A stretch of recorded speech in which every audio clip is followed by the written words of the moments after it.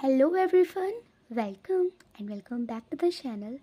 Last की videos में हमने जो लॉजिकल रीजनिंग स्टार्ट की हुई है यूनिट, इसके कुछ टॉपिक्स कवर कर लिए हैं, जैसे कि इंडक्टिव डिडक्टिव आर्गुमेंट्स क्या होते हैं, इंडक्टिव के आगे स्ट्रॉन्ग एंड वीक क्या होता है, फिर स्ट्रॉन्ग के अंदर कोजेंट एंड कोजेंट क्या होता है, डिडक्टिव के अंदर वैलिड इनवैलिड क्या होता है, वैलिड के अंदर साउंड एंड साउंड क्या होता है। इतना सब हमने कवर कर लिया है और भी कुछ छोटे मोटे टॉपिक्स हमने कवर किए हैं। तो जितना हमने कवर किया है, क्यों ना उसको पीवाईक्यू से लगा कर देखें कि कितना हमें रिटेन हुआ है और क्या आप रिवाइज कर रहे हैं नहीं कर रहे हैं। क्योंकि एग्ज़ाम हॉल में जाके हमें लगता है कि जैसा हमने पढ़ा वैसा नहीं आया, पर ऐसा कुछ भी नहीं होता है। हमें क्योंकि क्वेश्चन फ्रेम जिस तरीके से होते हैं हमने वो पढ़े ही नहीं होते हैं, प्रैक्टिस ही नहीं की होती है। तो इसीलिए मैंने सोचा है कि हम साथ साथ करके चलेंगे, हर एक डाउट को आपका साथ साथ क्लियर करते चलेंगे। So let's start. जो हमने कल कल भी किया था ना एक दो पीवाईक्यू, उसमें हमने ये देखा था 133 वाला।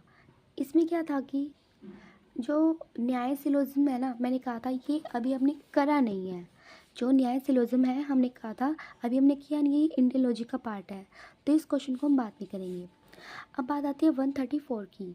134 क्या कहता है, which of the following is true regarding inductive argument, कि इन चारों में से एक दो तीन चार, इन चार बातें बोली गई है, इन चारों में से कौन सी बात सही है रिगार्डिंग इंडक्टिव आर्ग्यूमेंट। ओके, सबसे पहले लिखा हुआ है if all the premises are true the conclusion must be true, कि अगर सारे प्रीमाइसेस ट्रू हैं तो कंक्लूजन भी ट्रू होगा।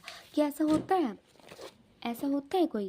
देखो याद करो, हमने डिडक्टिव में पढ़ा था ऐसा, इंडक्टिव में तो ऐसा कुछ नहीं होता है।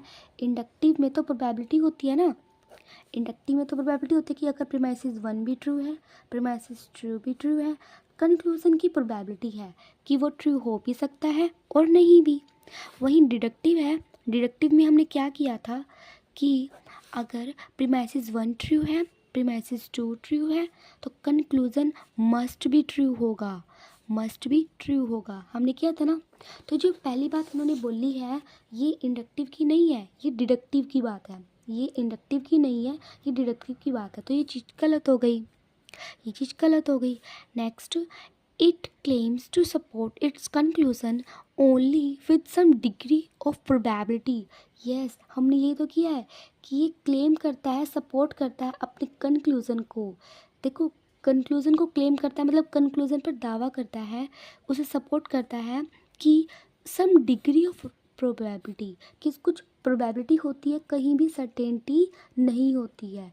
प्रोबेबिलिटी क्या होता है कि संभावना, एक तरह से हम कह सकते हैं पॉसिबिलिटी, कि पॉसिबिलिटी कहता है ये, प्रोबेबिलिटी किसे कहता है कि कंक्लूजन ट्रू हो सकता है, कहीं भी श्योरिटी नहीं देता है कि कंक्लूजन सच ही होगा। तो यानी ये बात सही लग रही है हमारी। नेक्स्ट पढ़ते हैं कि आप तो आगे भी सही हो कुछ। It claims to support its conclusion conclusively, कि ये अपने कंक्लूजन को सपोर्ट करता है बिल्कुल कंक्लूसिवली, कि बस यही आंसर आएगा और कुछ नहीं आएगा। ऐसा भी कुछ नहीं होता कि सर्टेनिटी से ये कहता है।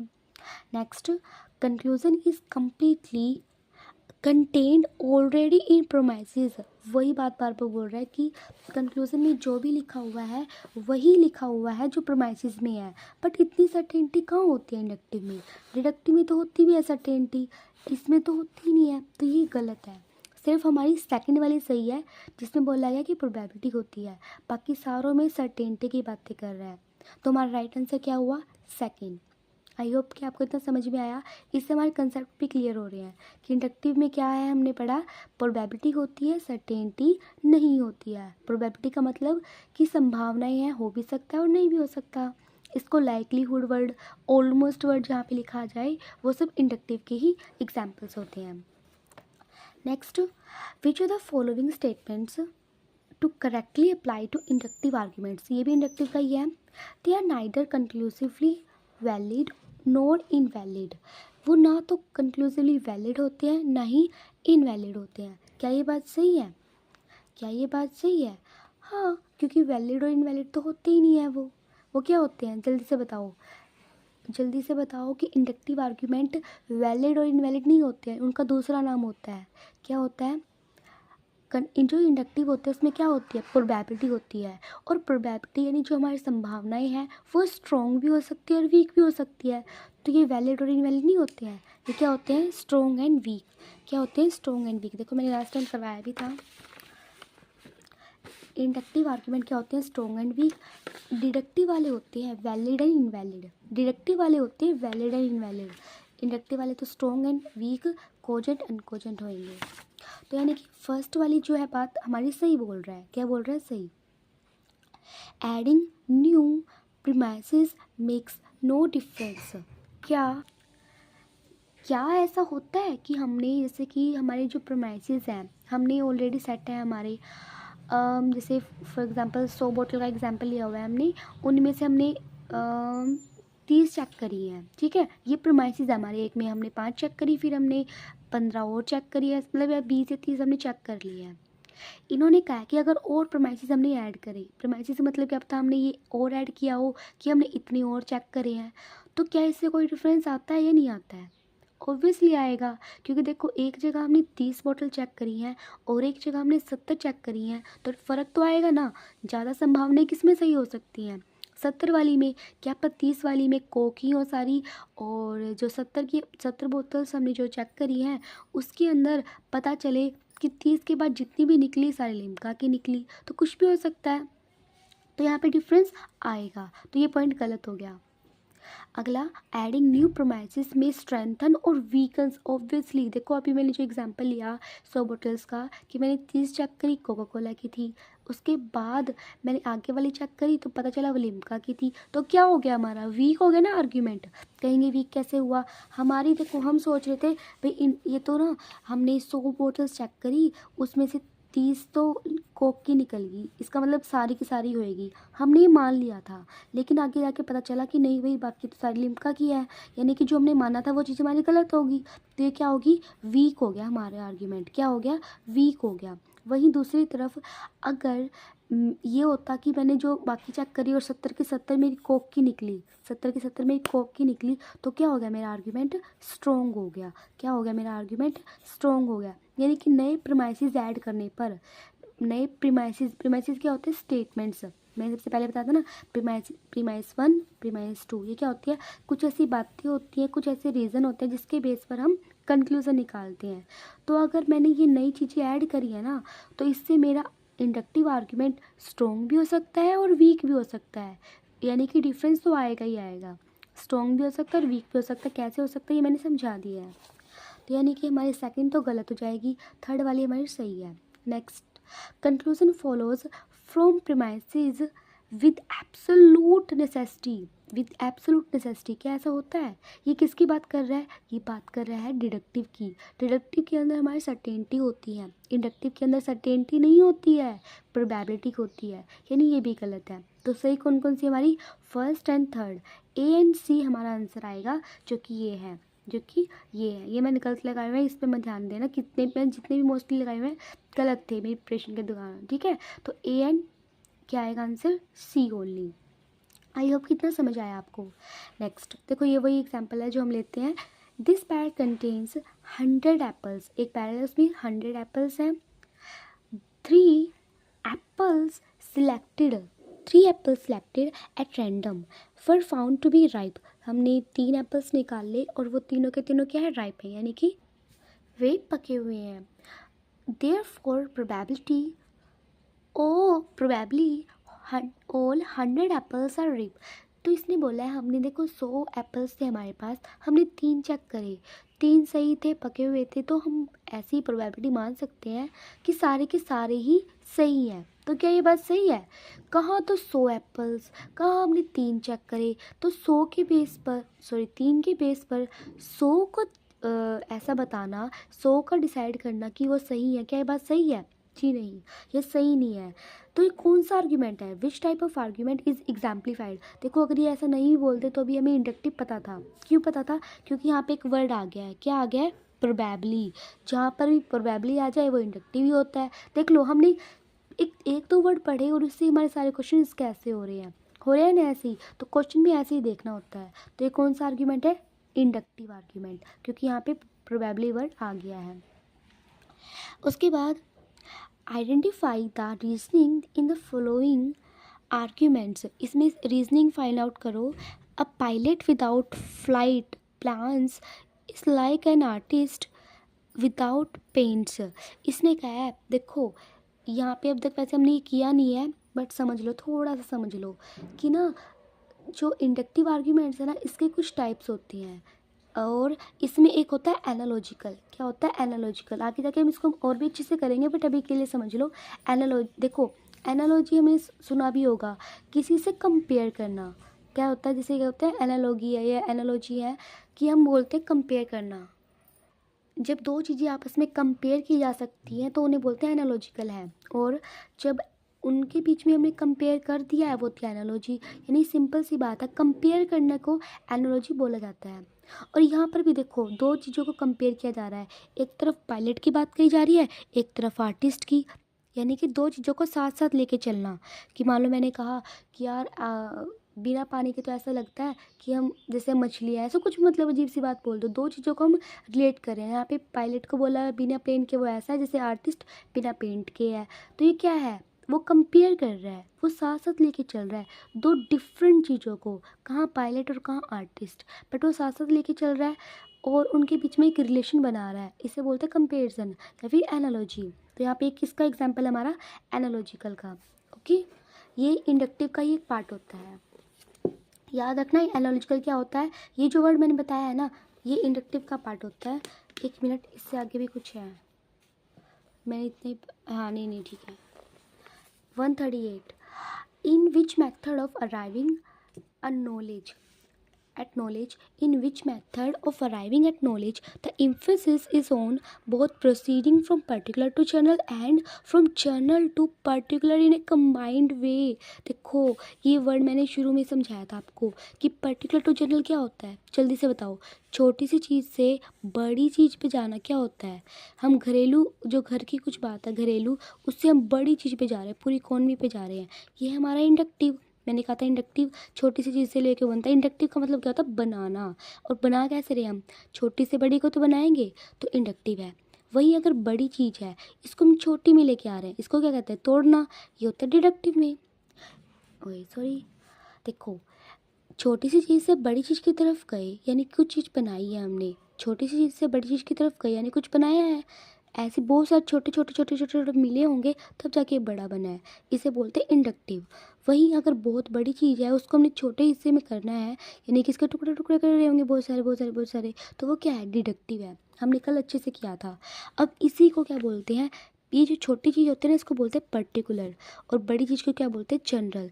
क्यों बोलते हैं? मैंने कल समझाया भी था कि देखो, जनरलाइज करना, ये वर्ड हम यूज़ भी करते हैं, फिर ऐसे बोलते नहीं है जनरली तो ऐसा होता है, यूजुअली तो ऐसा होता है। यानी कि जो नॉर्मली होता ही होता है और सब पे अप्लाई है। कि जैसे हम बोलते हैं कि ईमानदार आदमी अच्छे होते हैं, ये जनरली हमने देखा ही है। बेईमान आदमी झूठ ही बोलेगा, झूठ बोल के ही वो बेईमानी करेगा। तो ये सब क्या है? ये ऐसी बनी बनाई बातें हैं जो हर जगह अप्लाई होती हैं। इसको बोलते हैं जनरलाइज करना। कि एक चीज़ के ऊपर हमने सभी लोगों को, अब जितने भी बेईमान हैं हमने सबको ऐसा बोल दिया, जितने भी ईमानदार लोग हैं सबको हमने ऐसा बोल दिया कि वे ऐसे होते हैं। तो ये क्या है? छोटी सी चीज़ से बड़ी चीज़ को अप्लाई कर दिया, इसको बोलते हैं इंडक्टिव। वहीं बड़ी चीज़ से छोटी चीज़ की अप्लाई, जैसे कि हमने कहा कि इसकी फैमिली में सारे ही चोर हैं तो ये भी चोर ही होगा। ये क्या? बड़ी लेवल से हम छोटे लेवल पे आ रहे हैं, बड़े लेवल से छोटे लेवल पे आ रहे हैं, इसे बोलते हैं डिडक्टिव। ये पर्टिकुलर टू जनरल होता है, ये जनरल टू पर्टिकुलर होता है। पर्टिकुलर क्या होता है? एक स्पेशल थिंग कह लो, एक पर्टिकुलर इंडिविजुअल कह लो, एक छोटी सी चीज़ कह लो। और ये जनरलाइज क्या होता है? पूरे बड़े हमने ग्रुप पे कोई चीज़ अप्लाई की हुई है। अब इसमें बोलो, इसमें बोला है पर्टिकुलर टू जनरल भी जा रहे हैं और जनरल टू पर्टिकुलर भी हो रहा है, एक कंबाइंड वे में।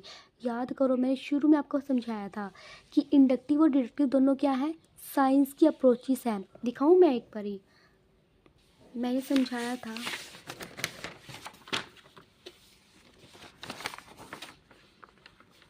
ये रख, देखो, मैंने शुरू में समझाया था कि इंडक्टिव और डिडक्टिव दोनों ही वैसे साइंस की ही अप्रोचेस हैं, दोनों ही साइंस है। कई बार हम सोचते हैं कि डिडक्टिव साइंस है या इंडक्टिव साइंस है, दो इंडक्टिव साइंस नहीं होगी क्योंकि ये तो हमने घर पे यूज़ करी है ये वो, बट नहीं, दोनों ही साइंटिफिक अप्रोचेस हैं। अभी देखो यहाँ पे लिखा हुआ ना साइंटिफिक मेथड, तो कितना आसान हो गया हमारे लिए करना। अगर मैंने क्या कहा था कि मैं इतना ही कराऊंगी, बहुत थोड़ा कराऊंगी, लेकिन हर एक वो चीज़ कराऊंगी जो मैंने पढ़ी है और एग्ज़ाम में आई है, तो हर एक वर्ड, कोई भी ऐसा वर्ड नहीं है जो आपको स्किप करना है और छोड़ना है।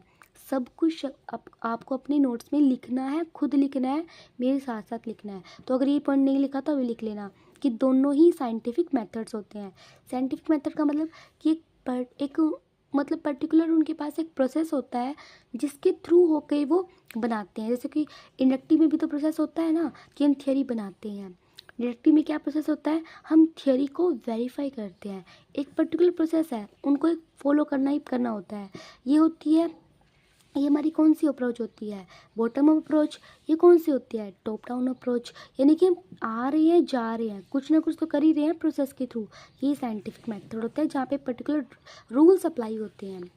Next, inductive argument proceeds from. Inductive arguments कहाँ से निकलते हैं, अरे हमें अभी तो किया हमने, पर्टिकुलर टू जनरल जाते हैं। यूनिवर्सल बोलो या जनरल बोलो, एक ही बात है, याद रखना, ठीक है। मैं यूनिवर्सल बोल लो, जनरल बोल लो, ये सब एक ही बात है। और 100% भी इसको बोल सकते हैं, क्या बोल सकते हैं इसको, 100%।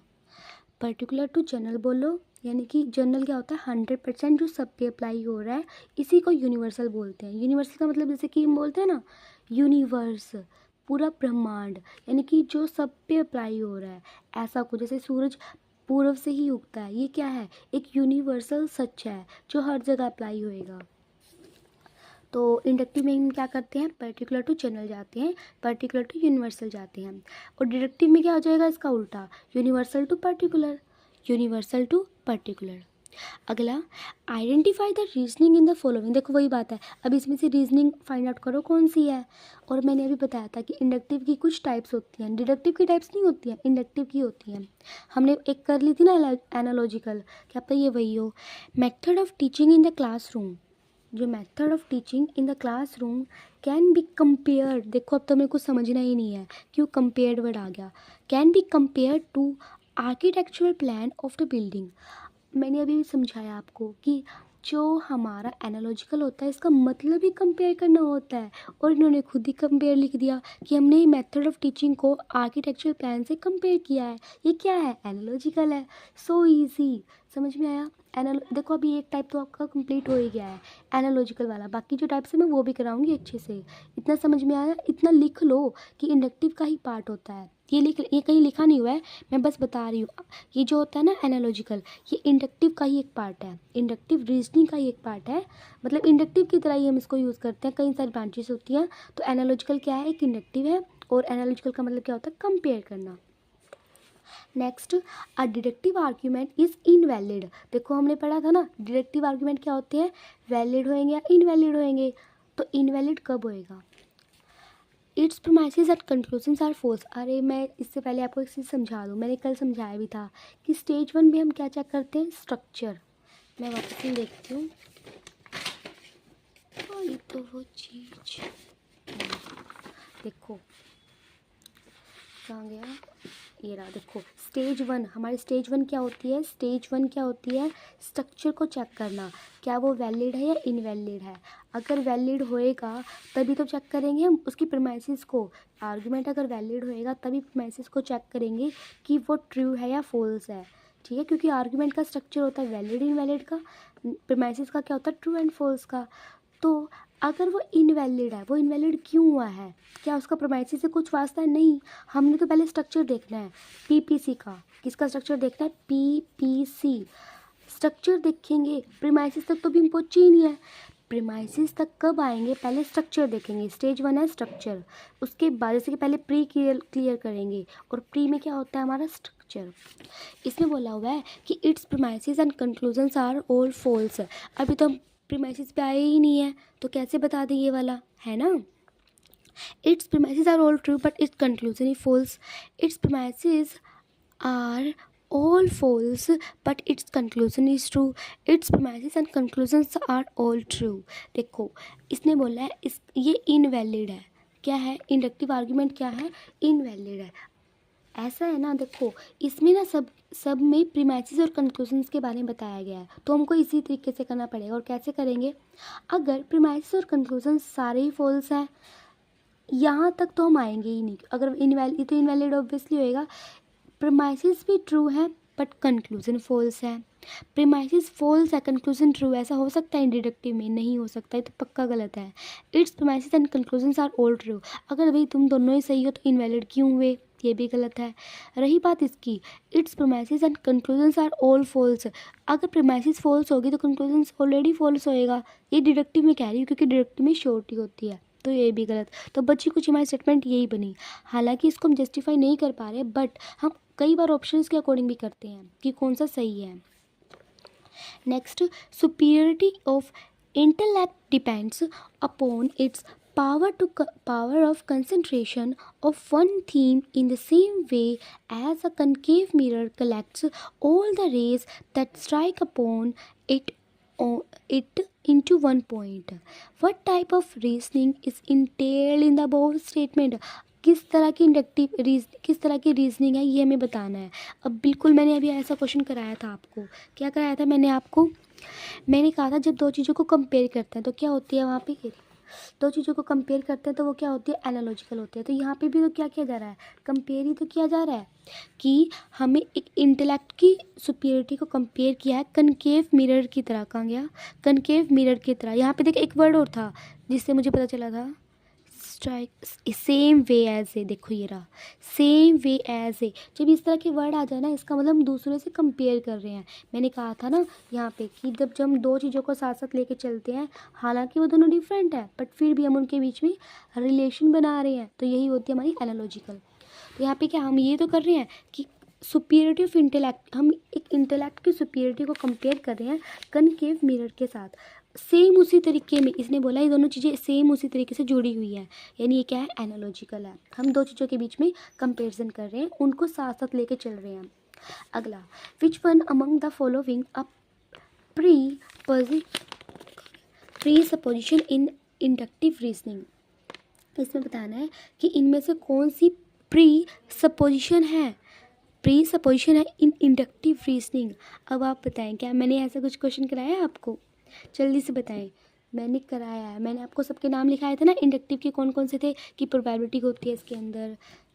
कहाँ गया? ये रहा, देखो इंडक्टिव के अंदर प्रोबेबिलिटी होती है, दोनों प्रीमाइसेस अगर ट्रू है तो कंक्लूजन की प्रोबेबिलिटी है। लेकिन डिडक्टिव में क्या होती है? श्योरिटी होती है। ये पर्टिकुलर टू चैनल जाती है, इसे बॉटम अप अप्रोच कहते हैं। रीजनिंग बाय कंसिस्टेंसी इसको बोलते हैं। Uniformity by nature, I hope कि आपने लास्ट वीडियोज़ में अच्छे से किया होगा। यूनिफॉर्मिटी बाय नेचर मैंने पे एग्जांपल भी बताया था आपको चीनी का, कि अगर मेरे घर चीनी मीठी है, चीनी का नेचर मीठा है, तो मैं मान के चलती हूँ कि हर जगह यूनिफॉर्म होएगा। यूनिफॉर्म का मतलब सेम होएगा, हर घर की चीनी मीठी होएगी। और ये डेली लाइफ में हम इसको यूज़ करते हैं, और इसमें सिंथेसिस वर्ड आता है जिसको बोलते हैं बनाना, यानी कि छोटी चीज़ से बहुत बड़ी चीज़ की तरफ जाना। ये सारी चीज़ें हमने करी थी ना कल, तो यहाँ पे साफ साफ दिख रहा है हमें कौन सा ऑप्शन है? Uniformity of nature. समझ में आया? और क्यों है ये भी मैंने अच्छे से आपको समझाया है कि इंडक्टिव ना हम इसमें हम नेचर को देखते हैं कि अच्छा मेरे घर ऐसा है तो सबके घर ही ऐसा होगा। यूनिफॉर्मिटी आती है हर एक बात में। अ डिडक्टिव आर्ग्यूमेंट इज़ इनवैलिड। देखो वापस से वही वाला क्वेश्चन, डिडक्टिव आर्ग्यूमेंट इनवैलिड है अगर ऑप्शन क्या है? It's premises and conclusions are all true, अगर दोनों ही ट्रू हैं तो फिर तो इनवैलिड नहीं होएगा। Premises and conclusions are all false, ये देखो अगर प्रीमाइसेस ही फॉल्स होगी तो हम यहाँ पे कंक्लूजन पे जाएंगे क्यों? अगर प्रीमाइसेस आर ऑल फॉल्स तभी भी नहीं जाएंगे हम। समझ में आ रहा है? देखो पहले हम पी सी ऐसे चेक करते हैं, अगर यही गलत है तो ये क्यों गलत होएगा? मतलब यही गलत है तो हम यहाँ तक जाएंगे ही नहीं, क्योंकि हमें पता है अगर ये गलत तो पक्का ये गलत ही होएगा। Its premises are true, okay हमने देख लिया ट्रू है, बट कंक्लूजन फॉल्स। क्या ऐसा हो सकता है? डिडक्टिव में क्या ऐसा हो सकता है कि दोनों सही है गलत? जी नहीं, तो ये इनवैलिड है। आंसर आ जाएगा ये। वापस समझो, अगर प्रीमाइसेस कंक्लूजन सारे ट्रू हैं तब तो हमारा नहीं होएगा इनवैलिड, तब तो वैलिड होएगा। प्रीमाइसेस और कंक्लूजन सारे फॉल्स, ऐसा भी नहीं हो सकता क्योंकि अगर प्रीमाइसेस कल तक कंक्लूजन पे जाएंगे ही नहीं हम। अगर प्रीमाइसेस फॉल्स है, प्रीमाइसेस अगर फॉल्स है तो कंक्लूजन ट्रू, क्या ऐसा हो सकता है भाई? ये गलत है तो ये क्यों सही होएगा? जी नहीं, its premises are all true. हाँ, ये हो सकता है कि दोनों ट्रू थी, हमें लगा ये भी ट्रू होएगा बट ये तो फॉल्स निकला, तो ये क्या है? इनवैलिड है। Given below are some characteristics of reasoning. Reasoning की कुछ कैरेक्टरिस्टिक्स हमें दी गई हैं। Select a code that states a characteristic which is not of deductive. ये बड़ी ध्यान से पढ़ना, क्वेश्चन में हम ये चीज़ देखते नहीं है। नोट ऑफ डिडक्टिव यानी ये सारी डिडक्टिव की बोली गई है बट एक ऐसी चीज़ है जो डिडक्टिव की नहीं है। अब डिडक्टिव की नहीं है तो किसकी होएगी? इंडक्टिव की होएगी। तो पढ़ते हैं इसको। The conclusion must be based The conclusion must be based on observation and experiment. The conclusion should be supported by the premises and should be supported by premises या ठीक है। The conclusion must follow from the premise या premises necessarily. Obviously इसके अंदर होता है necessarily। necessarily का मतलब क्या होता है? जरूरी है कि अगर premises true है तो conclusion true होगा ही होगा। अरे सॉरी, आपको दिखा नहीं क्या ये? वापस पढ़ते हैं, देखो। Given below are some characteristics of reasoning. यहाँ पे कुछ कैरेक्टरिस्टिक्स दी गई है हमें रीजनिंग की, उसमें से सिलेक्ट करो कोड जो कि डिडक्टिव का नहीं है, ये देखना है। हमने फर्स्ट पढ़ा जो कंक्लूजन है must be based on observation and experiment. ये पहले ही गलत दिया हुआ है, कैसे अभी बताती हूँ मैं। The conclusion should be supported by the premise या प्रीमाइसेस।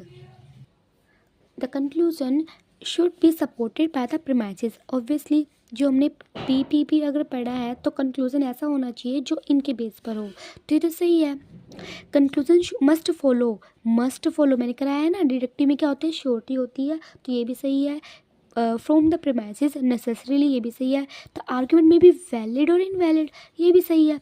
आर्ग्यूमेंट बोल रहे हैं यहाँ पे, प्रीमाइसेस नहीं बोल रहे हैं, तो आर्ग्यूमेंट वैलिड भी हो सकता है इनवैलिड भी, तो बिल्कुल सही है। अब भाई फर्स्ट की बात आई, ये मैंने ऐसे क्यों बोला? गलत बोला हुआ है। Conclusion must be based on observation and experiment. Deductive में क्या हम एक्सपेरिमेंट करते हैं? नहीं करते हैं। डिडक्टिव स्टार्ट ही थियरी से होता है। कहाँ गया? मैंने कराया तो था, चलो यहीं पे देखो। डिडक्टिव में क्या होता है? हमारे पास थियरी होती है। क्या होती है हमारे पास? थियरी होती है। इसको हम करते करते वेरीफाई करते हैं कि क्या ये हमारी डेली लाइफ में अप्लाई हो रही है या नहीं हो रही है। जैसे लॉ ऑफ डिमांड है, पूरी इकोनॉमी पे अप्लाई हो रहा है, तो क्या मेरी जो क्लोथिंग की मार्केट है, मेरी कपड़ों का जो बिजनेस है, उस पर अप्लाई हो रहा है नहीं हो रहा? बड़ी चीज़ को मैं छोटी चीज़ पे लेके आ रही हूँ, क्या ये उस पर अप्लाई हो रहा है नहीं हो रहा? इसी को डिडक्टिव बोलते हैं। तो यहाँ पे मैंने एक्सपेरिमेंट नहीं किया, यहाँ पे मैंने क्या किया? उसको ऑब्जर्व किया, उसके पैटर्न फाइंड आउट करे, हाइपोथेसिस बनाया, फिर देखा जो मैंने बनाया था क्या वो सही है या नहीं है। जो एक्सपेरिमेंट की बात इन्होंने करी है ना, वो किस में होता है? इंडक्टिव में। किस में होता है? इंडक्टिव में। इंडक्टिव के अंदर ही तो हम छोटी चीज़ से बड़ी चीज़ की तरफ जाते हैं, तो इंडक्टिव के अंदर एक्सपेरिमेंट होते हैं, डिडक्टिव के अंदर नहीं होते हैं, तो ये चीज़ गलत है। और वैसे भी कंक्लूजन उसमें थियरी के ऊपर बेस होता है, ना कि एक्सपेरिमेंट के ऊपर, तो ये चीज़ गलत है, ये इसकी कैरेक्टरिस्टिक्स नहीं है। Next question, which one among the following. देखो अभी मेरे को क्योंकि समझाना है तो थोड़ा सा टाइम लग रहा है क्वेश्चन करने में। अगर आपको समझ में आ जाएंगे एक बारी, फिर आप फटफट से करेंगे सारे question. Which one among the following is not a characteristics of a deductive type argument. यानी ये भी नहीं बतानी है, यानी कि डिडक्टिव की नहीं है। डिडक्टिव की नहीं है तो किसकी होगी? इंडक्टिव की। चलो पढ़ते हैं। The conclusion follows from the premise या प्रीमाइसिस नेसेसरीली। क्या ऐसा होता है? हाँ जी, डिडक्टिव के अंदर श्योरिटी होती है। अगला, the argument admits degree of complexity. क्या जो आर्ग्यूमेंट है उसके अंदर कॉम्प्लेक्सिटी जैसा कुछ वर्ड होता है? इसको देखो स्किप करके चलते हैं अभी, अगला पढ़ते हैं। The argument provides us knowledge about matters of fact. जो फैक्ट है, मैटर्स है, उसके बारे में बताता है। ये भी देखते हैं एक बार। The argument must be either valid और इनवैलिड। ये तो सही है, यानी ये दोनों तो बिल्कुल पक्का सही है। इन दोनों में हमने क्योंकि हमने पढ़ा नहीं है तो वापस देखते हैं इनको सही से। The argument admits degree of complexity. क्या कॉम्प्लेक्सिटी होती है डिडक्टिव में? हो सकती है। क्यों हो सकती है? क्योंकि देखो एक चीज़ मैंने आपको समझाई थी, एनालिसिस एंड सिंथेसिस वाली समझाई थी ना, कि डिडक्टिव के अंदर हम क्या करते हैं? एनालिसिस करते हैं, बड़ी चीज़ से छोटी चीज़ की तरफ आ रहे हैं। यानी कि इस एनालिसिस के अंदर ना, ये एनालिसिस करना कोई आसान नहीं होता, तोड़ना। इसके अंदर कॉम्प्लेक्सिटी होती है। थियोरी देखो, अगर कोई बड़ी चीज़ है, बस ये मेरे पास बहुत बड़ा काम है, तो मैं उसको कुछ टुकड़ों में बांट दूंगी, इतना आज करा, इतना कल करा, इतना परसों, तो ये क्या है, ये तोड़ना ही तो है। और ये मैंने क्यों किया, क्योंकि वो कॉम्प्लेक्स मुझे लग रहा था। तो यानी कि डिडक्टिव के अंदर कॉम्प्लेक्सिटी तो होती है, डिडक्टिव के अंदर कॉम्प्लेक्सिटी होती है। सेकंड है कि एक और चीज़ मैंने आपको कही थी कि इंडक्टिव के अंदर हम डेली यूज़, अपनी जो डेली लाइफ है उसके एग्जांपल्स लेते हैं। तो मेरी बात आप बताएं मुझे कि क्या इंडक्टिव के अंदर कॉम्प्लेक्सिटी होएगी? नहीं होएगी, उसके अंदर हम डेली लाइफ की बातें कर रहे हैं। और कॉम्प्लेक्सिटी सिर्फ और सिर्फ डिडक्टिव के अंदर होती है। क्यों होती है ये भी मैंने समझा दिया। एनालिसिस हम तभी करेंगे ना, बड़ी चीज़ को छोटी में तभी करेंगे ना जब उसके अंदर कुछ कॉम्प्लेक्सिटी होगी, यानी मुश्किल। देखो, अगर समझ में नहीं आ रहा कॉम्प्लेक्स क्या होता है, मुश्किल, कि जब उसके अंदर मुश्किलात होंगी तभी हम उसको छोटे नीचे लेवल पे लेके आएंगे। तो ये बात सही कह रहा है। रही बात इसकी मैटर्स ऑफ फैक्ट, हालांकि जो थियरीज बनी हुई है वो मैटर्स ऑफ फैक्ट होती हैं, बट ये कुछ ना कुछ इंडक्टिव की तरफ हमें इशारा कर रही है। क्योंकि देखो, इंडक्टिव के अंदर हमने पर ये देखा ना एग्जाम्पल, ये डेली लाइफ के कि चीनी मीठी होती है, तो सच बात है, ठीक है। और जो भी हमने डेली लाइफ के एग्जाम्पल लेते हैं वो इंडक्टिव होती है। तो यानी क्या, ये थर्ड ही है जो इसकी करेक्टरिस्टिक्स नहीं है, बाकी तो सारी हैं। कई बार क्वेश्चन में ऐसा करना पड़ता है कि सारे पहले ऑप्शंस पढ़ने पड़ते हैं, फिर उनमें से जो सा गलत है ना उसको एलिमिनेट कर दो, या जो सा सही है पहले उसको टिक कर दो। इसको एलिमिनेशन मेथड बोलते हैं। कई बार क्वेश्चन हमें नहीं भी आता तो भी हम अच्छे से कर लेते हैं। नेक्स्ट देखते हैं, select the code which states the condition of an invalid deductive argument, यानी invalid कब होएगा ये बताना है आपको। Okay, all the premises are true but conclusion is false। कैसा ऐसा हो सकता है डिडक्टिव में? डिडक्टिव में तो बोला हुआ है P सही है, दूसरा P सही है, तो कंक्लूजन भाई मस्ट है, ट्रू होएगा ही। सॉरी, देखो P सही है, P सही है तो कंक्लूजन भाई मस्ट है कि ट्रू होएगा ही होएगा, ऐसा चांस ही नहीं है कि कंक्लूजन गलत हो जाए। तो पहली ही बात हमारी गलत है, ये इनवैलिड है। अगला, some of the premises are true but conclusion false, ये तो अभी हमें करने की जरूरत नहीं क्योंकि पहली ही गलत है, फिर भी समझ लो। All the premises are false, देखो प्रीमाइसेस फॉल्स है तो कंक्लूजन भी फॉल्स ही होएगा, हमें पता है। तो पहला ही फॉल्स है तो हम क्यों जाएंगे इनवैलिड, चेक करेंगे आगे, ठीक है। All the premises are true, conclusion is also true. अगर सब कुछ ट्रू ही है तो फिर वो इनवैलिड कैसे हुआ, वैलिड होना चाहिए फिर तो ये भी गलत है। Some of the premises are true but conclusion is false, ये भी गलत है, ठीक है। एक मिनट, इसके अंदर बोला हुआ है, अच्छा इसमें बोला हुआ है कि ये ना वही बात कि इनवैलिड वाले बताना है हमें, ये तो सारी गलत है। ये भी देखो, some of the premises are true, ये इसकी तरह लग रहा है ना आपको, बट एक चीज़ देखो, all the premises are true but conclusion is false, ऐसा होता ही नहीं है वैलिड में, ऐसा इनवैलिड में होता है। तो इसका मतलब ये सही बोल रहा है, मैंने कांटा इसलिए करके लगाया क्योंकि ये बात हो नहीं सकती है। अब अगर ऐसा हो नहीं सकता तो इसका मतलब इनवैलिड ही हुआ, इसका मतलब इनवैलिड ही हुआ, तो फर्स्ट वाला आंसर हमारा सही होगा इसका। ये कांटा मैंने इस करके लगाया है कहीं आपको कन्फ्यूज़न हो जाए। Consider the following statement and, अगर आपको भी एक तो क्वेश्चन समझ में नहीं भी आ रहा है ना, आप एक दो बार देखेंगे और अगर कंसेप्ट को क्लियर करेंगे तो आपको ये अच्छे से समझ में आ जाएंगे। वीडियोस को अच्छे से देखा करें जो मैंने समझाई है। Consider the following statement and select the correct code stating the nature of argument involved इन, बताओ कि कौन से मतलब हमने स्टेटमेंट्स पढ़नी है और करेक्ट कोड बताना है कि आर्ग्यूमेंट का नेचर कौन सा है जो बताया गया है। Okay, to suppose that the earth is the only populated world in the infinite space is as absurd as to assert that in an entire field of millet only one grain will grow। इसमें बताया गया है, किसका example हमें दिया गया है, अब आप बताएं। ये मेरे को तो साफ दिख रहा है, क्यों दिख रहा है साफ, क्योंकि यहाँ पे दो चीज़ों की बात करी गई है, एक तरफ अर्थ की बातें करी गई है और एक तरफ खेत की बातें करी गई है, दो चीज़ों को साथ साथ लेके चल रहे हैं, ठीक है। या फिर ऐसे समझ लो, एक वर्ड और था एज, एज क्या है, एज, जब ये वर्ड आ जाए एज या फिर लाइक या फिर सेम वे एज, ये वर्ड आ जाए ना, इसका मतलब होता है एनालॉजिकल। क्या होता है, एनालॉजिकल, क्या होता है, एनालॉजिकल। बाकी के जो ऑप्शन है वो भी मैं समझाऊंगी आगे। select the code which is not correct in the context of deductive, deductive argument बताना है विद दो प्रीमाइसेस है उसकी, उसमें बताना है कौन सा गलत है। an argument An argument with one true premise, one false premise and a false conclusion may be valid. क्या ऐसा हो सकता है? आप खुद बताएं. हुआ है, ये तो होता ही ऐसा. देखो, अगर एक प्रेमाइसिस ट्रू है, दूसरी प्रेमाइसिस गलत है, एक प्रेमाइस ट्रू है, दूसरी प्रेमाइस गलत है, तो कंक्लूजन भी तो गलत ही होएगा ना. तो कंक्लूजन भी तो फॉल्स ही होएगा. तो क्या ये बात सही है? हाँ जी, ये सही है. हाँ, ये सही है. अगर ऐसा होता ना कि दोनों सही हैं और फिर गलत, तो ये इनवैलिड होता, जो कि अभी हमने ऊपर करा. अभी मैंने करा ना, देखो, all the premises are true but conclusion is false. ऐसा हो ही नहीं सकता, ये इनवैलिड है. क्योंकि अगर दोनों ट्रू है ना, अगर दोनों ट्रू हैं तो कंक्लूजन को ट्रू होना ही पड़ेगा. अगर ट्रू नहीं है, इसका मतलब वो इनवैलिड है.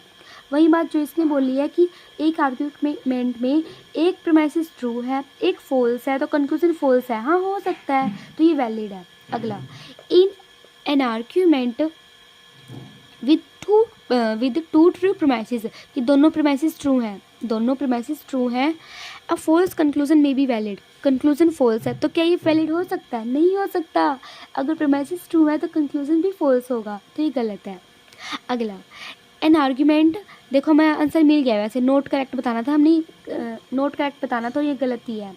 अगला, an argument with one true premise and one false premises, कि एक ट्रू है, एक फॉल्स है और ट्रू कंक्लूजन है, कंक्लूजन ट्रू है, तो क्या ये वैलिड है? नहीं, वैलिड नहीं है ये. नहीं, ये भी वैलिड नहीं है वैसे तो, लेकिन इसमें ये बोला हुआ है, सॉरी वैलिड तो है. देखो, ऐसा हो सकता है ना कि एक प्रीमाइसिस ट्रू, एक दूसरा प्रीमाइसिस गलत, लेकिन कंक्लूजन ट्रू. हो सकता है ऐसा, तो ये वैलिड है. वैलिड क्या नहीं होता, जो मैंने अभी बात बताई कि दोनों ट्रू है प्रीमाइसिस, कंक्लूजन ट्रू नहीं है, सिर्फ ये इनवैलिड है, बाकी सब वैलिड होता है. अगला, an argument with two false premises, कि दोनों फॉल्स हैं और कंक्लूजन भी फॉल्स है, तो क्या ये वैलिड है? हाँ जी, वैलिड है. ये तो ऐसा तो हो ही सकता है ना.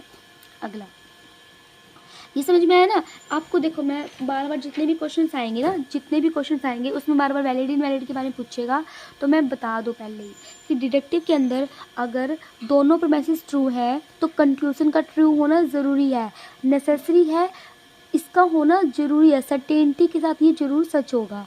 लेकिन अगर ऐसा है दोनों सच हैं, कंक्लूजन फॉल्स है, तो इसको क्या बोल लेंगे हम? इनवैलिड. इसको क्या बोल लेंगे हम? इनवैलिड. समझ में आया? इसके अलावा बाकी सब वैलिड होएगा. चलो अब करते हैं हम अगला. कहाँ तक कर लेते हैं हमने? यहाँ तक.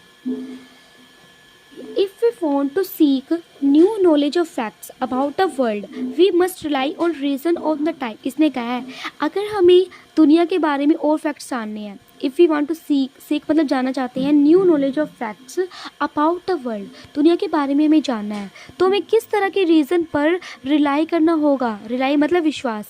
किस तरह के रीज़न पर हमें रिलाई करना होगा कि हम दुनिया के बारे में जो जान रहे हैं, मतलब सच से जान पाए हम. किसके बारे में?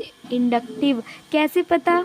कैसे? मैंने क्या बताया था? हम डेली लाइफ के वर्ड, जहाँ पे भी डेली लाइफ आ जाए, डेली लाइफ के एग्जाम्पल आ जाए या फिर फैक्ट्स की बातें आ जाए, वो सब क्या होता है? Inductive.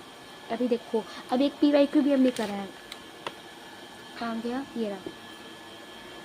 The argument provides us knowledge about the matters of fact. ये लाइन आप लिख लें अपने नोट्स में.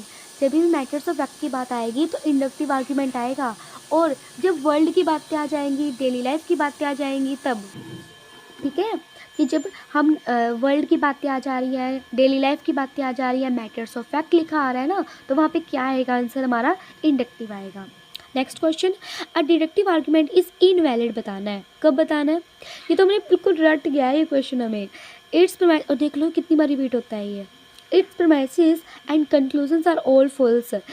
अगर प्रीमाइसेस गलत है, कंक्लूजन भी गलत है, तो क्या चीज़ गलत है? नहीं, सही बात तो है. अगर दोनों ही गलत है तो ऑब्वियसली ये भी गलत ही होएगा, तो ये बात सही बोल रहा है. It's premises are true but conclusion is false. Premises true है, कंक्लूजन फॉल्स है, तो क्या ऐसा हो सकता है? नहीं हो सकता, ये इनवैलिड है. क्या ये इनवैलिड है? यानी आंसर हमारा ये आ जाएगा. नेक्स्ट पढ़ते हैं. It's premises are false. Premises false है, कंक्लूजन ट्रू है. ऐसा हो सकता है? हो सकता है. क्या पता हमने प्रीमाइसेस गलत लिए हों, तो ये भी हो सकता है. It's premises are conclusions are all true. अगर सारे ही ट्रू हैं तो ये हो सकता है. हाँ, ये फिर तो ये वैलिड होएगा. तो हमें इनवैलिड कब होएगा? जब दोनों प्रीमाइसेस ट्रू हैं लेकिन कंक्लूजन फॉल्स है. बार बार ये स्टैंडर्ड क्वेश्चन आ रहा है आपके सामने, ये भूलना नहीं चाहिए. अगला, inductive reasoning is grounded on, मतलब किस पर टिकी होती है इंडक्टिव रीजनिंग, कहाँ से बन के चलती है। अब मेरे को बताइए क्या हमने करा नहीं है ये यूनिफॉर्मिटी ऑफ नेचर, मेरे को एकदम से नज़र पड़ गई इस पर, यूनिफॉर्मिटी ऑफ नेचर, ये मैंने शुरू में समझाया था आपको। Next, when the conclusions of an argument follows from its premise या premises conclusively the argument is called, मैंने क्या बताया था, ये वर्ड हमने पहले भी पढ़ा है ना, कि जब कंक्लूजन फॉलो करे, मैं लिख देती हूँ यहाँ पे PPC है ना, कंक्लूजन फॉलो कर रहा है जो प्रीमाइसेस में लिखा हुआ है, सर्टेनिटी के साथ कंक्लूसिवली फॉलो कर रहा है, तो क्या है ये, इंडक्टिव है, इंडक्टिव में प्रोबेबिलिटी होती है, तो क्या हुआ ये डिडक्टिव है, क्योंकि यहाँ पे श्योरिटी है हमारे पास। नेक्स्ट देखो, सारे क्वेश्चन 2-3 क्वेश्चन है जो मैंने आपको वीडियो में समझाया ना, बस उसी को थोड़ा सा घुमा के क्वेश्चन में पूछते हैं, एंड आपको समझ में आ रहा होगा अब किस तरह से पूछते हैं question. Choose the right code बताना में अ डिडक्टिव आर्ग्यूमेंट क्लेम करता है, क्या क्लेम करता है बताना है। The conclusion does not claim something more than that what is contained in the premises, अगर प्रीमाइसेस में कुछ बात लिखी हुई है तो कंक्लूजन ना उतना ही होगा जितना प्रीमाइसेस में लिखा हुआ है, ये ऐसा बता रहा है कि कंक्लूजन में ऐसा होता है, तो क्या ये बात सही है, आप खुद बताएं, क्या ये बात सही है। हाँ, क्योंकि जो प्रीमाइसेस में लिखा हुआ है कंक्लूजन वही तो बताएगा, अलग से नहीं बताएगा। कंक्लूसिवली, ये वर्ड अभी हमने पढ़ा कि जो प्रीमाइसेस में लिखा हुआ है कंक्लूजन वही बताएगा और श्योरिटी के साथ बताएगा और कंक्लूसिवली बताएगा, सिर्फ वही आंसर होएगा उसका, तो ये बात सही है हमारी, ये बात हमारी सही है। अगला, the conclusion is supported by the premises conclusively, हमने अभी करा कि कंक्लूसिवली बताता है, तो ये बात भी सही है हमारी। Next, if the conclusions are false the premises may be either true और फॉल्स, इसने कहा है अगर हमारा कंक्लूजन ना हमारी फॉल्स निकला, कंक्लूजन में फॉल्स निकला, तो क्या ये पॉसिबिलिटी है कि प्रीमाइसेस या तो ट्रू हो या फॉल्स हो, दोनों का बता दिया इन्होंने, आइदर ट्रू, कि ऐसा हो सकता है कि प्रीमाइसेस क्या पता सच हो या गलत हो लेकिन कंक्लूजन गलत निकला, जी नहीं, अगर हमारी प्रीमाइसेस सच होती ना तो कंक्लूजन में सच ही होता, तो ये आइदर वर्ड लगा के भी कंफ्यूज ना करो, वो ट्रू हो ही नहीं सकती, प्रीमाइसेस पक्का फॉल्स ही होंगी, प्रीमाइसेस पक्का फॉल्स ही होंगी, ठीक है, अगर वो ट्रू होती ना दोनों तो कंक्लूजन भी सच ही होता, तो ये चीज़ गलत है आपकी। अगला, इफ़ द प्रीमाइसेस या combination of premises is true, देखो यहाँ पे क्या लिखा हुआ है आपको समझ में आ रहा होगा ना, ये अगर एक प्रीमाइस की बात करो प्रीमाइस है, दो की बात करो प्रीमाइसेस है, या फिर कॉम्बिनेशन ऑफ प्रीमाइसेस उसको बोल लेंगे। The combination of premises is true, अगर दोनों ट्रू हैं, P भी ट्रू है, ये P1 भी ट्रू है, then the conclusion must be true, तो कंक्लूजन मस्ट बी ट्रू होगा, हाँ सही होगा, कंक्लूजन मस्ट बी ट्रू होगा, तो ये बात तो सही बोल रहा है। तो APC 3 आंसर आ रहे हैं, बट यहाँ पे कुछ दिया नहीं हुआ है,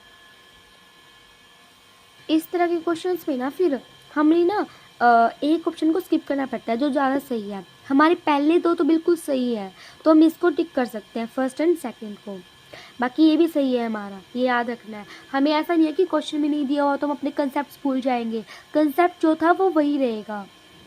अगला, डिडक्टिव आर्ग्यूमेंट इन्वॉल्व्स, डिडक्टिव बताना है, उसमें क्या क्या होता है, सफिशिएंट एविडेंस होता है, क्रिटिकल थिंकिंग होती है, सिंग लॉजिकल रिलेशंस होता है और रिपीटेड ऑब्जर्वेशंस होती है। आपको बताना है डिडक्टिव का, क्या डिडक्टिव में ऑब्जर्वेशंस होती हैं, पहला तो यही कट करो, उसमें ऑब्जर्वेशन हम कब करते हैं, थ्योरी के बाद करते हैं, कब करते हैं, पहले थ्योरी होती है हमारे पास, तो पहला तो ये वाला गलत करा। उसके बाद हमारे पास क्रिटिकल थिंकिंग होती है, डिडक्टिव में क्रिटिकल थिंकिंग होती है, नहीं होती है। लॉजिकल रिलेशंस होता है, ये मैटर्स ऑफ फैक्ट की बातें, लॉजिकल रिलेशंस की बातें, ये सारी किस्में होती हैं डिडक्टिव में होती है, तो हमारा आंसर क्या आ जाएगा, फर्स्ट, क्या आ जाएगा, फर्स्ट। हालांकि क्रिटिकल, देखो क्रिटिकल क्या होता है, हम उसको ना अलग तरीके से सोच रहे हैं, दुनिया कह रही है कि पृथ्वी गोल है लेकिन कुछ लोग सोचते हैं कि पृथ्वी गोल नहीं है, वो ऐसी है, वो अपना सोच रहे हैं, वो ये नहीं सोच रहे कि दुनिया क्या बता रही है, उसको बोलते हैं क्रिटिकल थिंकिंग। बट थियोरी में तो मान के चलते हैं ना जो थियोरी बोल रही है, बट डिडक्टिव में तो मान के चलते हैं जो थियोरी बोल रही है वो सच बोल रही है, ऐसा कुछ मान के चलते हैं ना हम, फिर उसको वेरीफाई करते हैं डिडक्टिव में, तो ये क्रिटिकल थिंकिंग इसके अंदर नहीं आएगा। डिडक्टिव के अंदर सफिशिएंट एविडेंस हिंदी में क्या होता है, सफिशिएंट होता है मतलब जो भरपूर मात्रा में है, और एविडेंस मतलब क्या कहते हैं उसे, सबूत, कि हमारे पास एक सबूत होता है पक्का। तो थ्योरी यही तो बात आती है कि हमारे पास एक सबूत है, बस उसको वेरीफाई करना है कि हमारी जो छोटी सी मार्केट है उस पर भी अप्लाई हो रहा है नहीं हो रहा, इतनी बड़ी चीज़ पर अप्लाई हो रहा है, उसी को बोलते हैं जनरल टू पर्टिकुलर जाना। यही तो होता है डिडक्टिव में। तो सफिशिएंट एविडेंस की बातें होती हैं। Inductive reasoning is based on और दिख नहीं रहा, inductive reasoning is based on और प्री सपोजिस, कि इंडक्टिव रीजनिंग बेस्ड होती है प्री सपोजिस पर। तो क्या ऐसा सच है? किस पे बेस होती है? यूनिफॉर्मिटी ऑफ नेचर पर, God created the world, unity of nature, laws of nature.